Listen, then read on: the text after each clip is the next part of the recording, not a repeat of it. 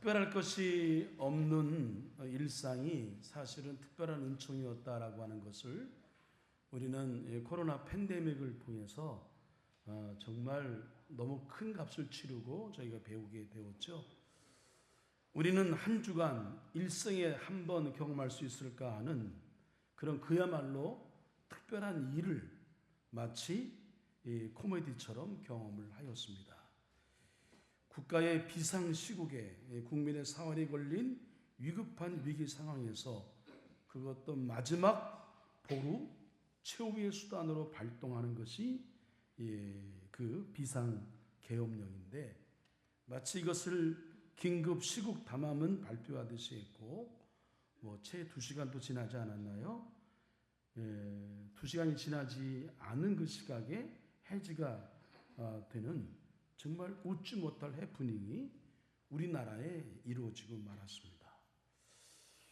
1차적으로는 대통령과 집권 여당의 책임, 이거 분명합니다. 피할 수 없지요. 그러나 야당도 그리 잘한 것은 없습니다. 대화와 타협이 정치의 기본인데 늘 나를 세우고 싸우려고만 하는 이 극한 대립이 언젠가는 이런 비슷한 사단을 일으키겠다라는 생각을 조금 정치에 대해서 민감한 생각을 갖고 있는 사람들이라면 했을 겁니다. 근데 그래도 이건 아닌 것 같아요. 저는 지금껏 대한민국 국민이라고 하는 것에 대한 자긍심과 자부심을 갖고 살아왔는데, 정말 대한민국 국민이라고 하는 것에 창피함을 느껴보기는 이번이 처음이 아닐까 하는 생각이 듭니다. 아무튼 안타까운 마음인데, 이 상황을 지켜보는 외신 중에 하나의 보도처럼 대한민국은 회복과 탄력성이 뛰어난 국민이기에 잘 넘어갈 것이다 라고 하는 의견에 저도 깊은 동의를 하고 여기에 희망을 걸어봅니다. 그래서 그 어느 때보다 이 평화의 왕으로 오신 예수님의 성탄의 은총이 정말 절실한 때가 우리 대한민국이 아닌가 하는 생각이 들어요. 나라를 위해서 기도할 때입니다. 진정한 평화는 사람이 만들어가는 게 아니에요. 진정한 평화는 하나님이 주시는 걸 믿으시길 바랍니다. 잘 넘어가기 위하여 기도할 때마다 여러분 나라를 위해 기도해 주시기를 부탁을 드리겠습니다. 우린 지금 대림절을 살고 있습니다. 대림절은 대강절, 강림절 이렇게 얘기하고 있는데, 대림절은 한마디로 기다림의 계절입니다. 기다림의 시간을 우리가 보내는 데는 두 가지 태도와 반응이 있어요. 하나는 기대와 설렘이 있고, 또 하나의 반응은 불안과 염려입니다. 근데 이 상반된 태도와 반응을 결정짓는 가장 중요한 요소는 뭐냐면 준비를 했느냐 안 했느냐, 준비에 달려 있습니다. 차근차근 준비를 잘한 사람은 시험을 기다리는 태도와 반응이 달라요. 제가 초등학교 시절 제 인생 중에 가장 잘 나갈 때입니다. 근데 그때에 아마 시험 준비를 제대로 하지 못했던 것 같아요. 제 기억 속에 또 시험 자체에 대한 두려움도 있지 않아요? 아무리 공부를 준비한다 하더라도 그러니까 시험 자체는 모르니까, 어떤 문제가 나올지 모르니까 두려움이 있는 것은 분명해요. 그래서인지 어린 마음에 내일 비가 엄청 많이 와서 저 학교 가려면은 그 시내가 건너는 다리를 건너야 되거든요. 그 다리에 비가 넘쳐라. 그래서 긴급하게 오늘은 학교 못 온다, 이런 얘기를 들었으면 좋겠다는 그런 철없던 마음. 근데 사실 그렇게 하루 이제 그 학교 못 가면 그 다음날 학교 안 가나요? 또 시험을 볼 텐데 말이죠. 그때는 그런 생각을 한 적이 있었어요. 그렇다고 여러분 제가 공부를 못 했느냐? 아닙니다. 제가 말씀드렸지만 제 인생 속에 가장 잘 나가던 때는 바로 이 초등학교 시절이었습니다. 근데 아마 그때에 좀 시험에 자신이 없었던 것 같아요. 여러분 준비를 잘하면 기대와 설렘의 마음이 더 큰 거죠. 제가 이 말씀을 드리냐면 대림절은 그냥 무조건 기다리는 게 아니에요. 예수님 오심을 준비하면서 기다리는 겁니다. 우리 준비 잘해서 예수님 오심이 두려움과 불안과 염려가 아니라 기대와 설렘으로, 나중에 또 말씀드리고 또 찬양을 하겠지만, 마라나타, 주 예수여 오시옵소서, 우리 마중 나가서 예수님을 맞이하는 한소의 모든 성도님이 되었으면 좋겠다. 할렐루야. 그런 마음으로 말씀을 준비했습니다. 그래서 이제 오늘 그 성경에 근거된 말씀은 사도 바울이 빌립보 성도들에게 쓴 편지의 내용 일부, 물론 이 외에도 그날을 준비하는 말세를 맞이하는 성도의 삶의 자세에 대한 내용들이 여러 군데 나옵니다. 오늘은 빌립보서 말씀을 중심으로 사도 바울이 권면한 그 권면의 세 가지를 우리 마음에 저희도 새길 겁니다. 오늘 본문의 말씀에서 빌립보 성도들을 향한 사랑과 감사로 편지를 먼저 시작하죠. 하나님께서 시작하신 선한 일이 완성될 날, 그날을 이제 본 겁니다. 그날을 기다리는 성도가 무엇을 준비해야 하는지 목회자의 심정으로 권면하고 있어요. 이 사도 바울의 권면을 우리 성도님도 좀 들었으면 좋겠다. 우리 이렇게 살았으면 좋겠다. 이렇게 준비했으면 좋겠다는 마음으로 오늘 말씀을 드립니다. 세 가지입니다. 첫째, 복음을 위한 일에 참여하라라고 하는 겁니다. 여러분 이제 기억하시라고 저를 한번 따라 하실까요? 복음을 위한 일에 참여하라. 사도 바울은 빌립보 교회를 생각할 때마다 하나님께 감사했다, 그렇게 얘기합니다. 기도하고 간구할 때마다 너무 흐뭇해서 좋아서 기쁘게 내가 너희를 위해서 기도한다, 이런 얘기합니다. 저는 목회자로서 이 사도 바울의 마음을 조금은 이해할 수 있습니다. 여러분, 특별히 어려운 환경과 상황 속에서도 어떻게든 믿음으로 살려고 하고 섬기려고 하고 헌신하려고 하는 성도를 바라볼 때에 정말 흐뭇한 마음이 있고 감사한 마음이 있고 기쁘고 더 나아가 존경의 마음까지 일어납니다. 내가 저분들처럼 평신도라고 한다면 내가 이렇게까지 할 수 있을까?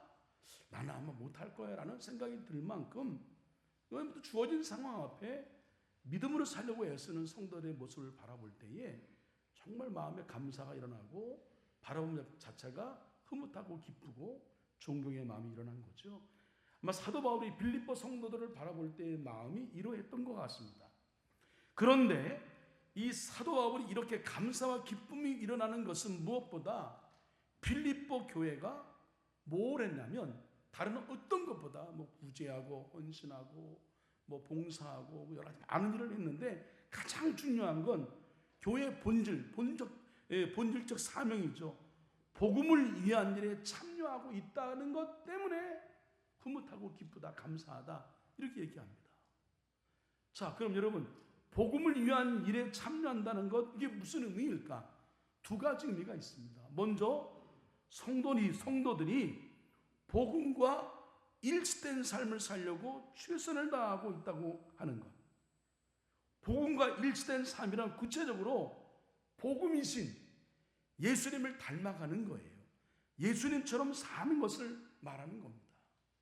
그러니까 내가 지금 복음에 참여하고 있다라고 하는 것은 복음을 믿음으로 우리가 받고 고백하고 복음을 통해 구원받을 뿐만 아니라 그 복음대로 믿음대로 우리가 살아가는 걸 의미하는 거예요.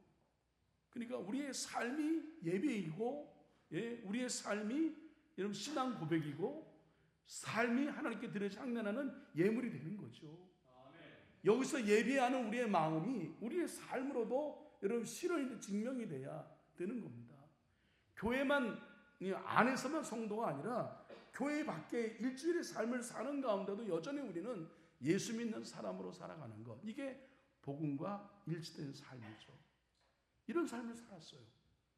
그럼 여러분, 예수님의 삶을 우리 구체적으로 예수님을 닮아간다라고 하는 것은 어떤 걸 의미할까요? 예수님이 여러 가지 말씀을 하셨죠. 이 공생의 기간 동안에 가르치시고 전하고 고치시고 예수님의 사역을 요약할 수 있는데, 그래서 항상 소외된 사람 돌보고 병든 사람, 그 사회적 약자들을 살피시고, 그렇게 예수님 사셨어요. 그 예수님의 삶을 본받는 건데, 그 중에 예수님이 어떤 삶을 살아가고 우리 크리스찬이 어떤 삶을 지향해야 될지에 대해서 아주 구체적으로 강의해 놓은 말씀이 뭐냐면 산상수훈의 말씀입니다. 소위 이 말씀을 팔복의 말씀이다. 8가지 복에 관련된 말씀이다. 얘기합니다. 우리 성도들이 가져야 될 진정한 복이 뭐냐?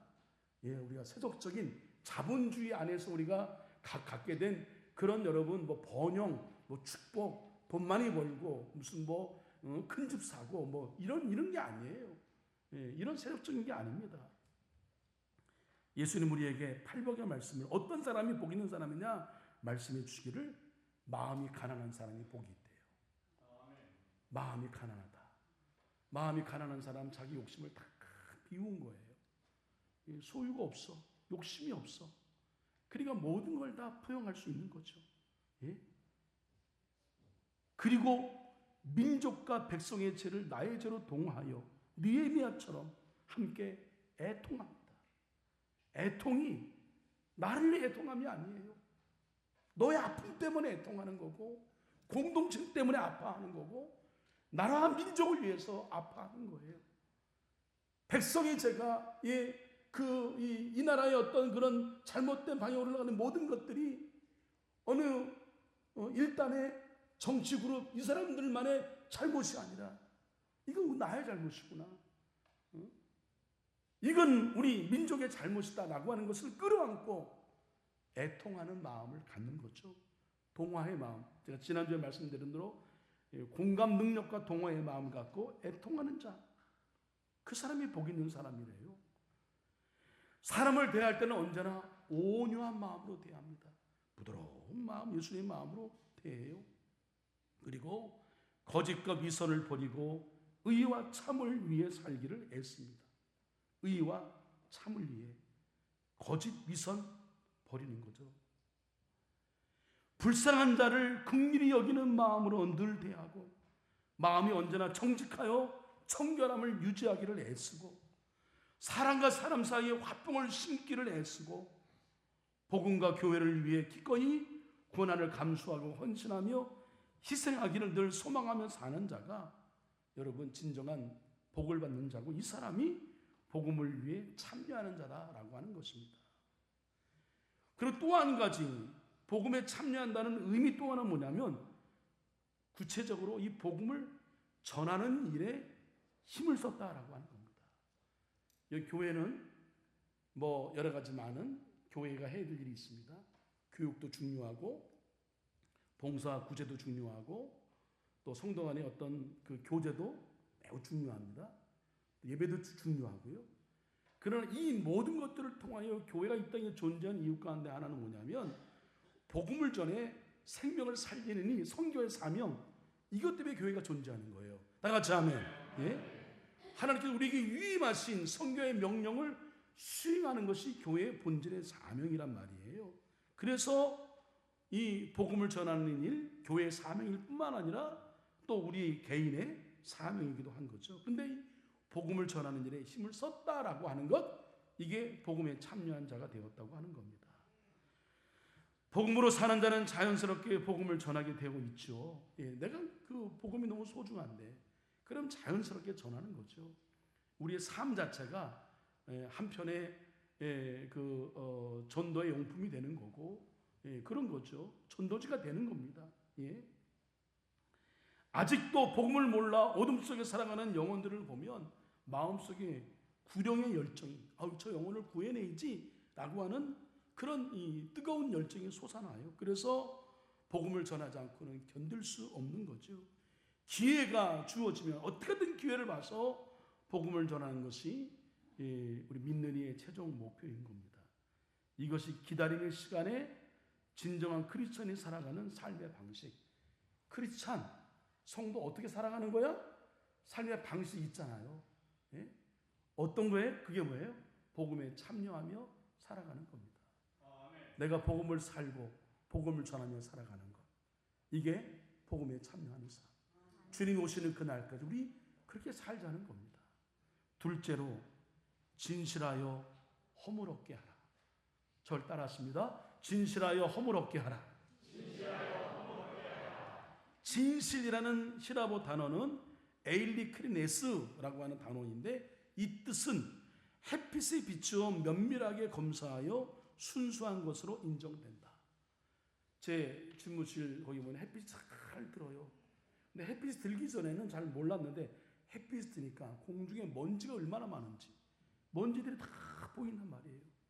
그런데 그 햇빛에 비추어서 면밀하게 검사해 보니까 먼지가 없어. 그런 순수함을 인정받는 그게 진실입니다. 섞이지 않는 순수한 것이 진실이라고 하는 거예요. 허물없다라고 하는 히브리어 단어는 앞으로 스코포이라고 하는 단어인데 그 걸림돌이 되지 않는, 거리낌이 되지 않는 그런 뜻입니다. 여러분, 이것은 나 자신은 순수한 믿음을 가지라고 하는 것, 그러니까 진실하라고 하는 것, 나 자신에 적용되는 거죠. 순수한 믿음을 가져라. 예? 아주 순금, 100% 순금처럼 우리의 믿음이 아주 순수한 믿음이 되어야 된다. 순믿음이 되어야 된다. 다른 사람을 향한 태도는 다른 사람의 걸림돌이 되지 말아야 한다. 걸림돌이 되지 않으면 여러분 뭐가 되어야 되는가요? 디딤돌이 되어야 하는 겁니다. 다른 사람에게. 나의 순수한 믿음이 오염되거나 퇴색되지 않도록 더욱더 복음을 우리는 굳게 붙들어야 할 것이고, 더욱이 할 수 있으면 우리는 우리를 삼키려고 하는 이 그 사자처럼 이단이 판을 치고 있을 때에 저를 따라 하실게요. 교회 중심, 말씀 중심, 목자 중심. 야, 이게 정말 중요하다고 하는 걸 우리 옛 어르신, 우리 선배 목사님들이 왜 이런 그 뭐 구호 같지 않은 구호를 왜 외치며 이렇게 복음을 목회하셨을까 생각이 드는데 이제 이해가 됩니다. 예, 나 스스로를 지키고 우리 교회를 지켜나가기 위해서는요, 내 삶의 중심을 어디에 두느냐가 중요해요. 여러분, 동물의 왕국 보잖아요. 다큐. 맹수들이 잘 숨어 있다가 먹잇감을 어떤 걸 노려요? 물 위에 있지 않냐고 떨어져 있는 먹잇감을 노립니다. 그건 뭐 꼼짝없이 당해요. 예? 우리도 여러분 교회를 중심으로 내 삶의 신앙의 중심이 되어야 하고, 하나님 말씀이 내 삶의 중심이 되어야 하는 것, 그리고 목자 중심. 여하튼 하나님께서 저를 담임 목사로 세워주셨고 함께 사역할 교육자를 세워주셨고 함께 살아가라고 한다면 이게 영적 질서, 영적 원리예요.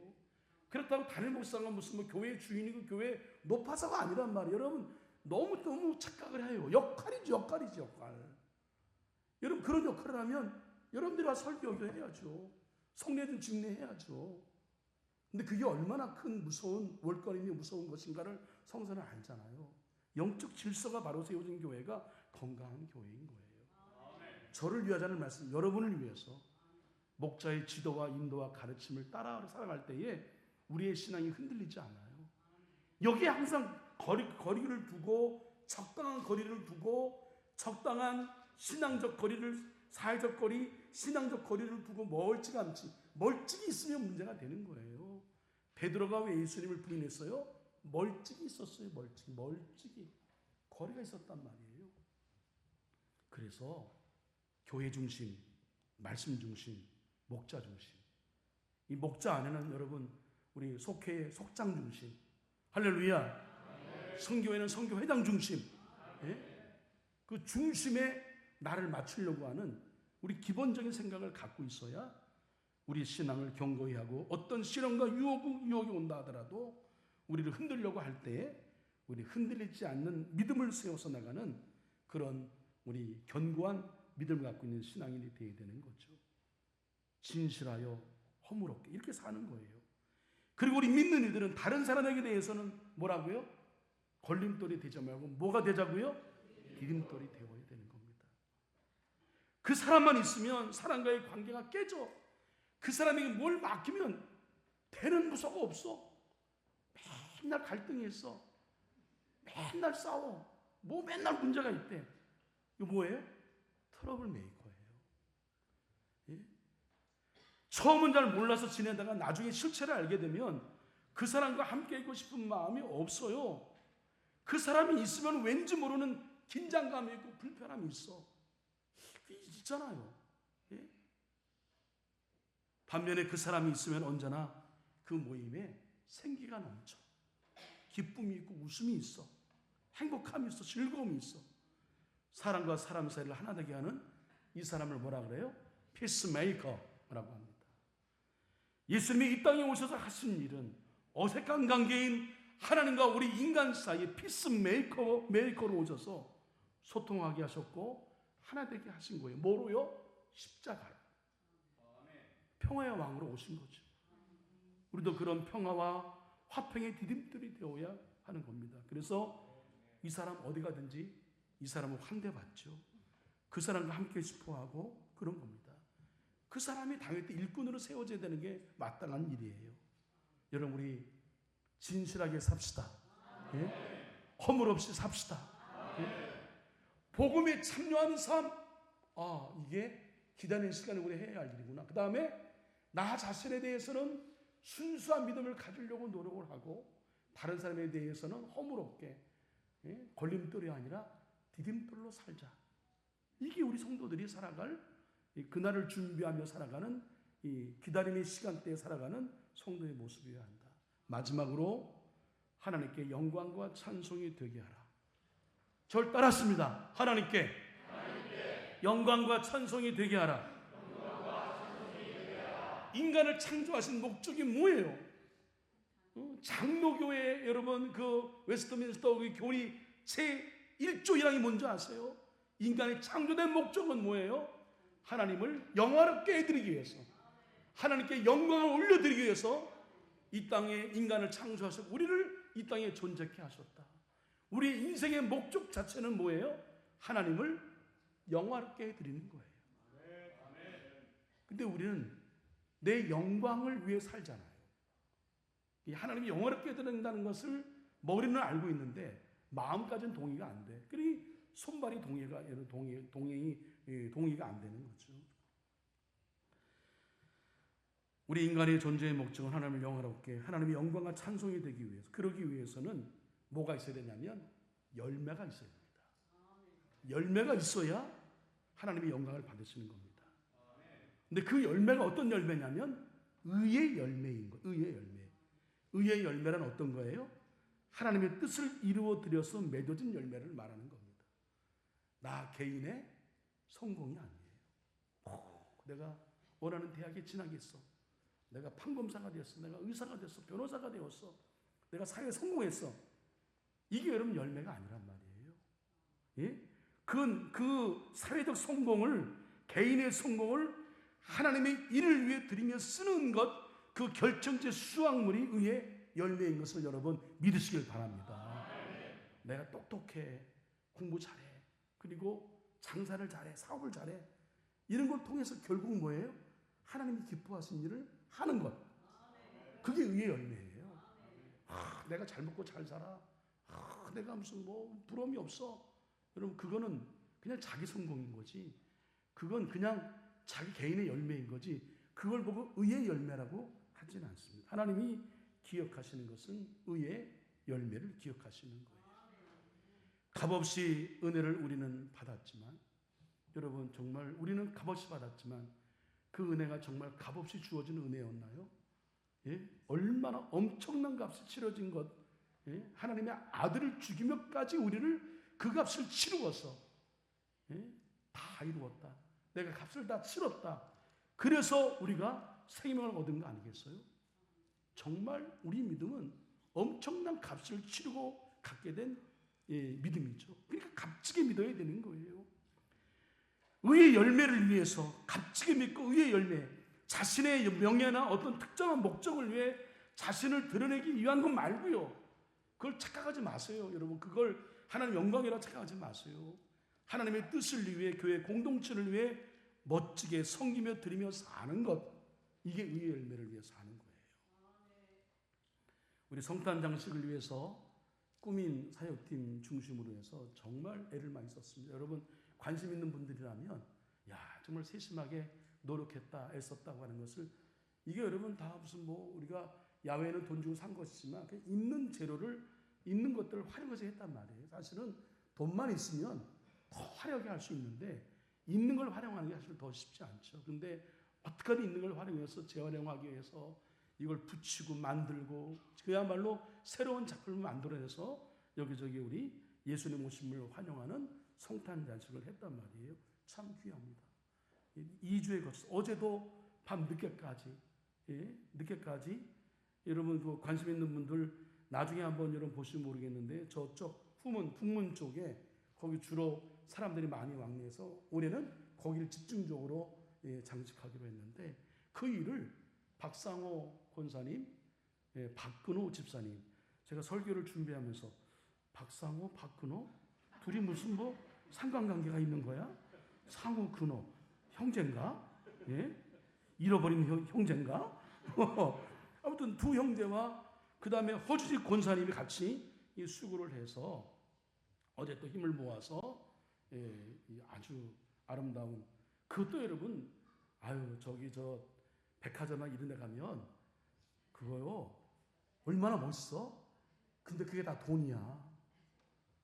여러분 그 사슴 한 마리 얼마인지 조그만 사슴 한 마리 다 조사해 봤어요. 15만 원이야. 그리고 무슨 뭐 눈사람 있어 눈사람. 큰 놈은 한 40만 원. 조금 작은 놈은 30만 원. 이래요. 그런 돈을 들여서 우리가 어떻게 해요? 그러니까 이것저것 해서 다 했는데 아무튼 그렇게 든 모든 비용을 우리 박상호, 박근호 두 형제가 기쁜 마음으로 헌신했어요. 뭐 액수는 얼마인지 모르겠습니다만 그 마음이 얼마나 멋져요. 멋지잖아요, 그렇죠? 우리 설교 시간이지만 박수 한번 해요. 네.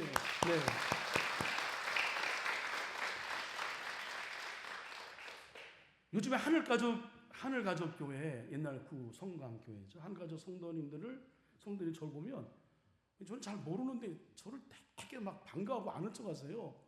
그 이유가 있어요. 우리 최용준 아들이 거기 부목사로 갔잖아요. 근데 이제 제가 그 전에 최용준 목사는 한석교회 최재선 목사의 아들이었는데 이젠 바뀌었어. 제가 최용준 목사의 아버지야. 근데 저를 보면서 되게 반가워하세요. 그러면서 꼭 공동 처음으로 딱 하는 얘기 뭔지 알아? 우리 최영준 목사님 아버지보다 훨씬 키도 크고 훨씬 잘생겼고 내가 다 아는데 그런 얘기 하면서 이래저래 이제 칭찬의 말씀을 하시는데 그냥 저 듣기 좋아라고 하신 말씀인 건 알아요. 근데도 기분이 좋더라고. 여러분 제가 이 말씀 드리냐면 아들이 잘하면 아버지가 영광을 받으려니까. 우리가 잘하면 누가 영광을 받으셔요? 하나님이 영광을 받으십니다. 여러분 그렇게 사는 겁니다. 가끔 성령께서 우리 마음에 기도하는 사람은 감동을 주신다. 교회를 사랑하는 사람에게는 하나님이 감동을 주어서 하나님은 절대로 그냥 일하게 하시지 않습니다. 성령의 감동을 주어 일하게 하시는 거죠. 감동을 주어요. 어떤 일에 관심을 갖게 합니다. 이따가 우리 당회 때에 제휴부장님 보고하겠지만 우리 리모델링 시작이 여기 본당 이 안에 여기 꾸미고 그다음에 저 뒤쪽에도 꾸미고 막 저희 교회 전체가요 아주 좀 세밀하게 살피면 정말 전면적인 리모델링 한 거예요. 전체적으로 다. 근데 다 여기 여러분 성도들의 헌신으로 된 거잖아요. 물론 우리가 일부 전세금 받고 뭐 교회 재정 들어가고 한 것이 있지만 성도들의 헌신으로 이루어지게 된 거죠. 근데 그게 그냥 이루어지는 말이에요. 그게 안 줄 때 마음에 감동을 주시는 거예요. 근데 여러분 이건 다 아시는 분은 아십니다만 그 마음의 감동을 아무나 주진 않아. 하나님이 선택하고 인정한 사람에게 주시는 거예요. 그때는 주저하지 말고 순종하시는 거예요. 그게요 축복을 받는 기회인 겁니다. 그리고 그게 하나님이 영광을 내가 너로 인하여 내가 영광을 받을게라고 하는 영광의 기회를 주시는 거예요. 제가 뭐 어설피 뭐 성도들의 주머니를 이렇게 하려고 그런 거 아니잖아요. 저도 못지않게 하잖아요. 해보니까 그걸 아는 거예요. 여러분 저 뒤에 우리 북문에 있는 아치가 한 거, 그 아치 제가 한 거 여러분 모르시죠? 제가 한 거예요, 여러분. 뭐 다른 분이 얘기 안 하니까 제가 얘기해야지. 제가 한 거예요, 제가. 예, 예. 그걸 또 뭐 어떻게 해서 뭐 구입하고 하면 복잡해서 그냥 제가 하고 말았어요. 거기 꼭 필요할 것 같아서. 예? 다 마음에 근데 하니까 기분이 얼마나 좋은지, 얼마나 기쁜지, 얼마나 감사한지. 거기다가 또 우리 이번에 거기다가 우리 성탄 장식을 위해서 나뭇잎 만드는 인조를 만든 그 나뭇잎 술을 붙였잖아요. 여러분 나뭇잎 술 이거 한 가닥 있잖아. 한 가닥 이게 얼마나 되나? 1m 조금 길려나? 이게 17,000원이야 한 가닥에. 저기 얼마나 많이 들어갔을 거예요. 나중에 보시면 요즘에 다 돈이에요. 이게 쉽지 않아요. 근데 그렇게 하면, 헌신하면, 알잖아요. 헌신한 사람들 얼마나 기쁜지. 이게 신앙의 맛이에요. 예. 근데 여러분 이렇게 기다림의 시간을 잘 준비하는 시간이라고 했는데 말씀을 쭉 들어보니까 전반적으로 드는 느낌은, 아유 목사님 그 말은 맞는데요.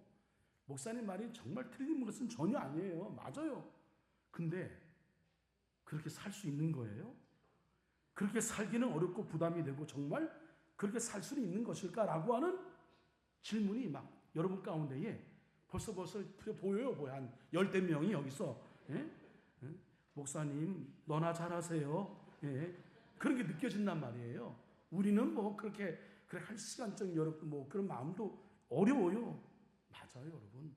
매일매일 우리가 나 혼자 이렇게 살기는 어쩌면 불가능해요. 그러나 나 혼자 불가능해서 우리 믿음의 친구를 연결시켜 준 거야. 혼자 못하니까 한석교회라는 공동체 안에 우리를 한 식구로 묶어주어서 함께 하라고 묶어준 거고요. 또 하나 이 일을 긍극적으로 돕는 지원군, 예? 동원군이 있어요. 우리 돕는 사람, 응원군이 있어요. 그게 누구예요? 성령님이에요. 나 혼자는 할 수 없지만 성령님이 함께 하시면 할 수 있어요. 성령님이 함께 하시기 위하여 그냥 성령님이 가만히 있는데 성령님이 내 가운데에 아무개 하라 그러나요? 절대 아니죠. 기도하는 사람에게 알려주십니다. 기도 외에는 방법이 없어요. 기도 외에서 성령님의 이끄심대로 순종하면 우리는 사도 바울의 권면처럼 복음의 일에 참여할 수 있고 진실하여 허물없게 살 수 있고 하나님께 영광과 찬송을 올려드리며 살 수 있는 줄 믿습니다. 이렇게 사는 자는 그 날이 두렵지 않아요. 불안하지 않습니다. 염려가 없어요. 기대와 설렘이 있어요. 저 하늘 이상한 기운만 보여도 낮이나 밤이나 주님 오시자는 거 아닙니까? 예? 그런 마음이 드는 거예요. 예? 계엄령 터지고 뭐 이래저래 막 무슨 뭐 핵무기야 북한 야 이거 말세 다가와서 예수님 오시는 거 아니야? 그런 마음이. 그래서 그런 기대와 설렘이 있는 사람이 여러분 외치는 외침과 그들이 부르는 노래, 부르는 찬양이 뭐예요? 마라나타 주 예수여 오시옵소서. 예? 이 찬양을 부르면서 다시 오실 주님을 마주 나가게 되는 겁니다. 이 고백이, 이 찬양이 저와 여러분 우리 한소의 모든 성도의 고백과 찬양이 되기를 주님의 이름으로 간절히 축원합니다. 기도하겠습니다. 평화의 왕으로 이 땅에 오신 우리 주님을 믿어 구원을 받은 하나님의 자녀로 영생을 약속받은 하나님의 백성으로 살게 하심을 감사드리옵나이다. 다시 오실 주님을 기다리는 지금 그날을 기대와 설렘으로 소망 가운데 바라보기 위하여 복음을 위한 일에 참여하며 진실하여 허물없게 하며 의의 열매로 하나님께 영광과 찬송을 올려드리며 살게 하여 주시옵소서. 마라나타 주 예수여 오시옵소서.